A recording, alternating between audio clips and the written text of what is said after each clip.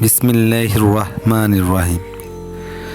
40 হিজরির রমজান মাসের 19 তারিখ। তখন সময় ছিল ফজরের আগে। আলী রাদিয়াল্লাহু আনহু কুফার মসজিদে গেলেন।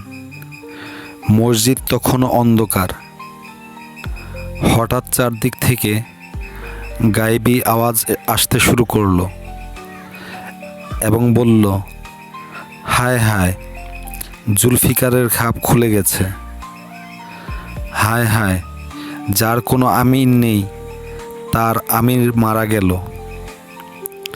তখন আলী রাদিয়াল্লাহু আনহু থমকে দাঁড়ালেন, জিজ্ঞেস করলেন, কে আছো এখানে?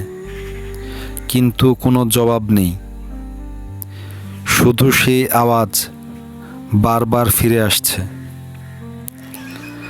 যখন তিনি সিজদায় গেলেন, তখন ইবনে মুলজিম আলী রাদিয়াল্লাহু আনহুকে ছুরি মেরে দিলেন এবং আলী রাদিয়াল্লাহু আনহু সিজদা থেকে মাথা তুলে বললেন,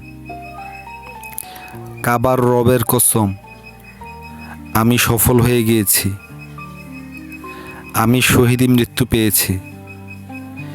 এইভাবে করে হযরত আলী রাদিয়াল্লাহু আনহু আস্তে আস্তে মৃত্যুর কোলে ঢলে পড়লেন এবং শহীদ হয়ে গেলেন।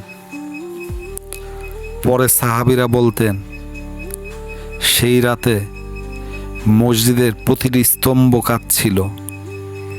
কেউ কেউ শুনেছিলেন জিনেরা আকাশে চিৎকার করে বলছে, তুমি আলী ইবনে আবি তালিবকে হত্যা করলে। আল্লাহর কসম, ইসলামের স্তম্ভ তুমি ভেঙে দিলে। সুবহানাল্লাহ। যদি ভিডিওটি ভালো লাগে তাহলে চ্যানেলটি সাবস্ক্রাইব করুন, লাইক করুন, কমেন্টস করুন এবং বেশি বেশি শেয়ার করুন। দ্বীন ইসলাম জিন্দাবাদ।